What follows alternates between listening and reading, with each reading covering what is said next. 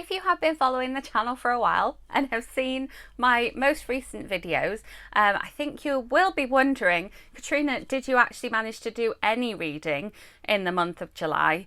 Let's find out, shall we? Welcome to my July reading wrap-up. Welcome back, or if you are new here, welcome. My name is Katrina and I make bookish content here on this channel every week and then movie reviews here at the weekend. If you have missed those last two videos, in particular my big life update, I will leave it linked up above in case you're like, wait, what's going on? Why did she not read anything? Isn't this a booktube channel? Yes, it is a booktube channel. I did manage to read some stuff in July. I did not manage to make it all the way through my TBR. I had high hopes for lots of downtime on aeroplanes and during quarantine, and then the universe had other ideas. So I did manage to read 8 books this month, which I think is a big achievement.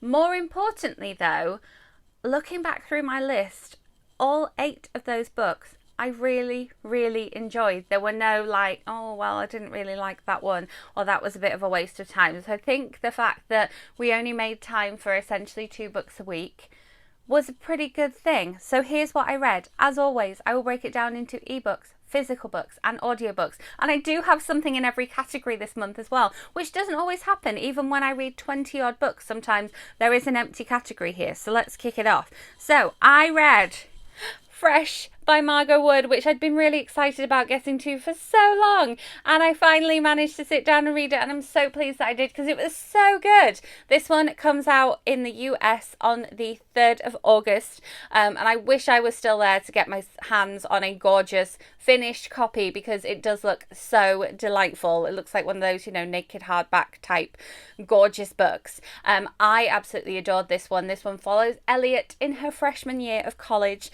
and all of the pitfalls that we fall into during our first year of university, college, and she's just so open and honest and wonderful, and this book is just delightfully sex positive and has just representation scattered throughout. I would like to have been friends with Elliot when I first went off to university. I wish I had been in a similar position to her, but there are lots of just like little just beautiful nuggets in this book, whilst the overarching story is just fun and relatable, even for someone whose first year of university was somewhat a long time ago now. I really enjoyed it, really recommend it, and it will be linked in the description box below, of course.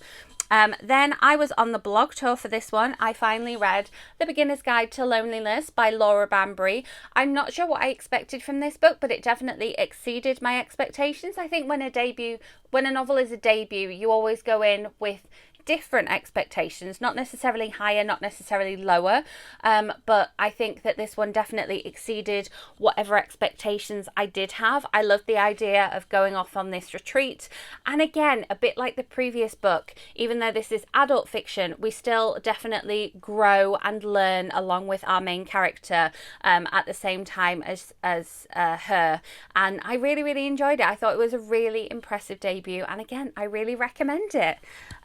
And then we're still sticking with ebooks, everybody. I know, I managed it. I read the second book in Katie Lovell's new series. I read When's It Due, Sophie Drew, which follows Sophie through her pregnancy and obviously leading up to eventual birth. No spoilers though. I really enjoyed getting to meet these characters again. It's always nice when you come to a second book in a series and you're like, oh, I know these people, I remember these people, I would like to be friends with these people, and I really enjoyed it. And again, Sophie is sort of brutally honest about the fact that not everything about pregnancy is Instagrammable and glamorous, and not everything is going to turn out like you see on social media or like you see in the movies. And I think that that's something that Katie Lovell always does really well with her writing, is kind of like tell the truth a little bit. Although we like fiction and we like escapist fiction, you can have an element of truth and you can have an element of like being able to identify with things that are going on with characters in your book. You don't want everything to be the doom and gloom of the outside world, but we talk about that in our interview that we did here on this channel, which I will leave linked up above, because we literally go into that when we're talking about Sophie and the financial issues that she has in book 1. But again, do recommend. I really enjoyed it. And then we have Home by Penny Parks. Again, I'm not sure what I was expecting with this one, but this is the first standalone book from Penny Parks, and I was very excited to kind of move away from the series that she'd previously done, because I'm not a massive fan of books about vets, and yet I love Penny Parks' writing, and I enjoy the length of her novels. I think her writing suits themselves well to a novel that's kind of over 400 pages, and so I was excited to read this one. And Anna is a bit of a modern day nomad, but then we learn stuff about her throughout the novel. I feel like at the end of the novel we are still learning stuff about our main character, about what makes her who she is and why she has chosen to live the lifestyle that she does. And I think that that's really interesting. The character development here was just superb, and if you love a character driven novel, you will definitely love this one. This is adult fiction, and I would love to go out and find a finished copy of this one now I'm finally able to hit the UK bookshelves, bookshops and bookshelves, and sort of see all the other doors on it, because I know that the doors go all the way wrapped around, and all those doors mean an awful lot once you've actually read the book. But yeah, I did enjoy this one, and it was nice being able to get into a Penny Parks novel without having to be in that vet's world. It was great being in another world, and the character development was just amazing. So if you like character driven novel, Home is definitely for you. Then, are you ready? I have a physical book. So this one was an early copy that I read, and I think it was my favourite book I read in July. I think I'm going to make that statement. As I say, I really enjoyed everything I read in July, so it's really, really hard to pick. But this one is my proof copy of The Heights by Louise Candlish, and on the back we have a little sneak preview of the actual finished copy, if it kind of focuses. But it says, "It's time to confess what you did up here." And this is a beautiful proof. All the writing on the side is embossed, and I love the kind of Cadbury's chocolate feel to it, which is nothing to do with the book, but I just think it's a stunning proof. And this one, I picked it up and I just could not put it down. I was telling Mum about what was happening in the book and my suspicions about some of the characters. I was telling her how clever all the kind of fears within fears and paranoia within paranoia is, and essentially this is about the lengths that a mother will go to for her child, and the pressure that you feel on our main character and her kind of fight for her child is just so intense. And yet at the same time, it's just so cleverly written. You're like, but I don't trust that, and what are you doing with that, and what's going on here? And then the actual structure of the book itself, we have a novel within a novel, and then a newspaper article about that novel within a novel. And this is one of those books where I read the final chapter, literally sitting right here in this room, gripped, and then went back and read the first chapter again, because I was like, oh, have to read that again now. So that's what this book is going to make you do. This one comes out in the UK, I believe, as you are seeing this today. Order link will be in the description box below. Out in the UK in hardback, audiobook, ebook on the 5th of August. Once you pick it up though, you will not be able to put it down. There are moments where you will hold your breath. But if you do have a fear of heights, it's not too scary with fear of heights. If you do have a fear of something going wrong with your child, it's going to be a rough ride. But no spoilers. Just amazing. Just, stunning. Yes, definitely my favourite book of July reading, even though it comes out in August. Very exciting. So that's it for physical books. And always, without fail, my biggest category in my wrap-ups is always audiobooks. I think this may be the first month where it is not the case, because I only have 2 audiobooks. Can you believe it? Let me know if there's ever been a time in the history of my wrap-ups where I haven't had audiobooks as the biggest category, because that's just what I read. Can you tell? I've just been sat on planes reading ebooks. So I did two, and they have something in common. They have in common a word which I always struggle to spell. So we have The Night She Disappeared by Lisa Jewell, which I'm not going to say an awful lot about. This just came out on the 22nd of July here in the UK. It comes out in October there in the US, and I have a whole video talking about this one. It is a travel vlog as well as a book review. The book review is at the end, so if you want to skip to the end, I will leave it linked up above. I will also leave it in the end screen if you want to hear the rest of what I've got to say.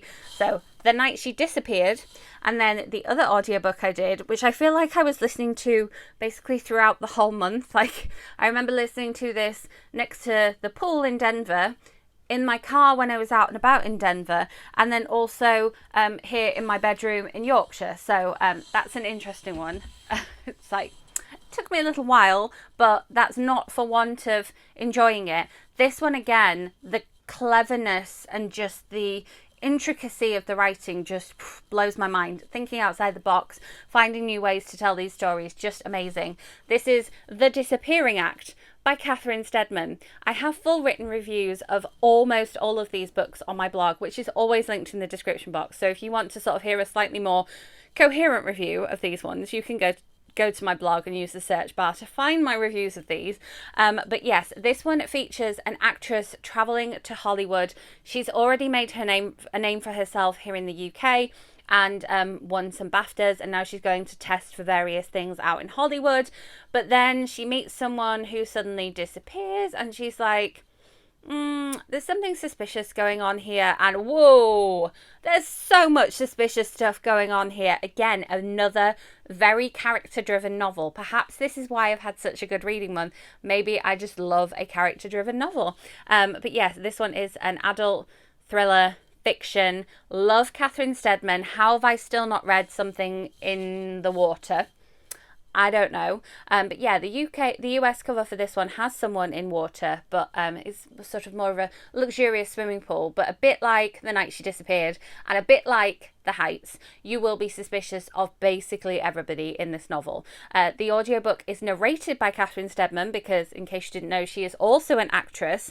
And I just love the fact that she's incorporated that world into this writing. I've not read anything that kind of takes in the world of acting, and especially that kind of like cutthroat sort of test season in Hollywood. Like, such a good idea for a novel. So good. Highly, highly recommend. So yeah, I read 8 things, but I recommend all 8 of them. So if you are somebody that reads a lot, or you're about to go away on holiday, or you're about to go and sit on a really long plane journey, highly recommend picking up any of these. I feel like I've read more thrillers than I normally do this month. I don't know if that was just the mood I was in, or just the fact that there happened to be thrillers coming out in July and August by authors that I like. We're still kind of suffering that backlog from things that weren't released last year that should have been, and things have all been shifted up. So maybe it's just the thrillers have all come together. So I don't think that that's bad for a month where I was, packing up my entire life in one continent and moving to another continent, and all the ins and outs of that go with that during this, whatever we want to call it, time right now. All the things up noses and the extra pieces of paper that you need. Yes, we made it through July. I don't know where it went. I did some stuff. I read some books. All the books I read were good. That's a big takeaway for me. I will be back with some more bookish content for you next week, so make sure you are subscribed and hit that notification bell so that you do not miss out on that. As I say, all the books I talked about are linked in the description box below. If you enjoyed this video, give it a thumbs up. Let me know in the comments what your favourite read of July was, and I will see you with a movie review here at the weekend. Thanks for watching.